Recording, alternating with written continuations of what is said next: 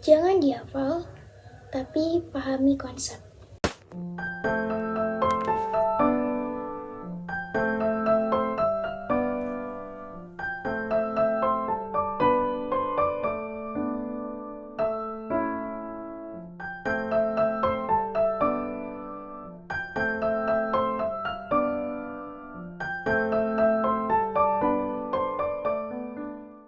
Halo semuanya, kenalin nama aku Meilani Putri Rahmawati. Aku adalah admin dari Melwi Sky. Salam kenal. Mungkin di video ini bakalan sedikit berbeda dari video-video sebelumnya, karena aku bakalan sharing ke kalian gimana caranya aku dapat ranking 1 di kelas. Disclaimer dulu, ini bukan pamer, tapi ini adalah sharing session dari aku untuk kalian.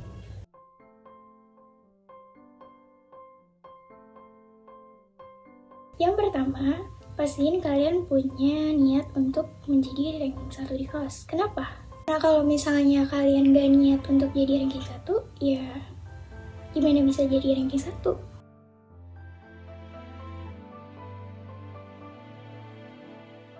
Yang kedua, usahakan ketika kalian di kelas, selalu dengerin penjelasan guru kalian. Karena sepengalaman aku, waktu di kelas 12 itu aku ada satu guru biologi yang menerapkan sistem post-test di akhir materi.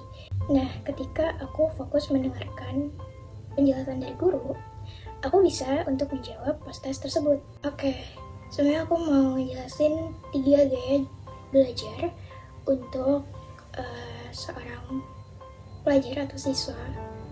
Mungkin kalian yang masih SD, SMP, SMA yang nonton video ini bisa untuk menerapkan 3 gaya belajar yang aku sebutkan. Oke, jadi gaya belajarnya apa aja? Yang pertama, visual. Kalau misalnya kalian tipe orang yang suka ngeliat gambar atau ilustrasi, nah berarti kalian cocok di gaya belajar visual. Kedua, ada auditori. Auditori ini tipe orang yang suka mendengarkan.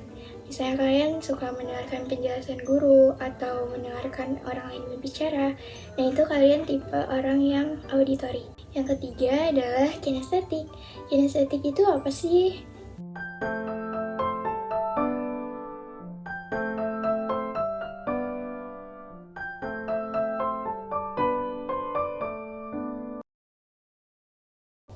Yap, itu dia 3 gaya belajar yang sering aku pakai ketika aku masih sekolah.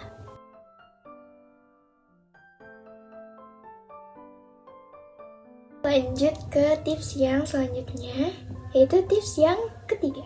Tipsnya apa? Yaitu aktif di kelas. Gimana caranya? Caranya, kalian sering bertanya dan menjawab pertanyaan guru. Ini akan menjadi nilai plus selama kalian belajar di kelas. Benefit aktif di kelas itu apa sih? Benefitnya kalian bisa lebih dikenal sama guru. Kok bisa? Ya karena kalau kita aktif untuk bertanya dan menjawab, guru akan mengingat siapa nama kita karena sering disebut dan bagaimana wajah kita. Ibaratnya gini deh, kalau kalian interaksi nih sama orang, kalian pengen didengerin gak sih? Pengen kan? Nah, ketika kita mendengarkan, kita juga akan menjawab dari pertanyaan-pertanyaan mereka. Nah, sama halnya ketika di kelas, kita juga akan berinteraksi dengan guru dan teman-teman. Nah, selain aktif di kelas, kalian juga usahakan untuk aktif di luar kelas. Aktif di luar kelas itu misalnya ikut organisasi kayak OSIS atau MPK. Lalu ada ekstrakurikuler. Kalian bisa ikut ekskul yang kalian suka dan kalian berkembang di ekskul tersebut. Nah, sekarang zamannya online kan ya. Kalian bisa tuh ikut berbagai macam webinar, olimpiade, atau mungkin lomba yang diadakan oleh universitas. Aku punya pengalaman ikut olimpiade dan itu seru banget, bisa nambah teman. Terus kalau misalnya kita berkesempatan untuk menjadi juara, ya alhamdulillah, mengharumkan nama sekolah juga kan.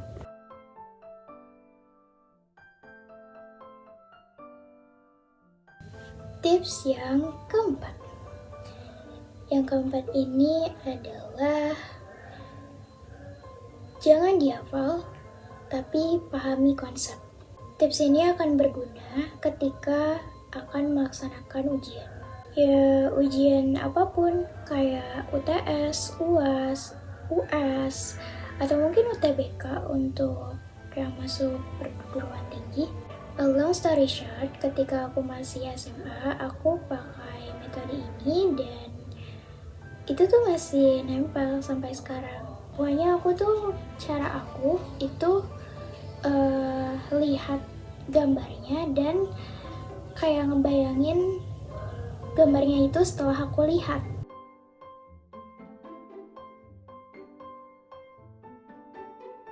Tips yang kelima ini adalah ngajarin temen sekelas. Teknik ini sama kayak teknik Feynman. Gimana tuh? Jadi kalian pelajarin dulu materinya sampai benar-benar paham dan kalian bikin kata-kata pakai bahasa kalian sendiri.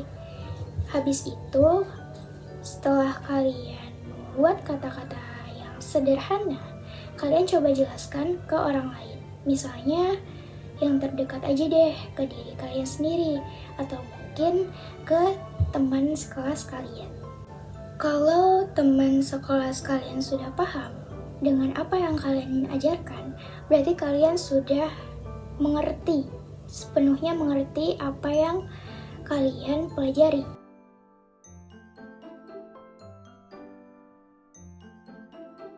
Active recall itu apa sih?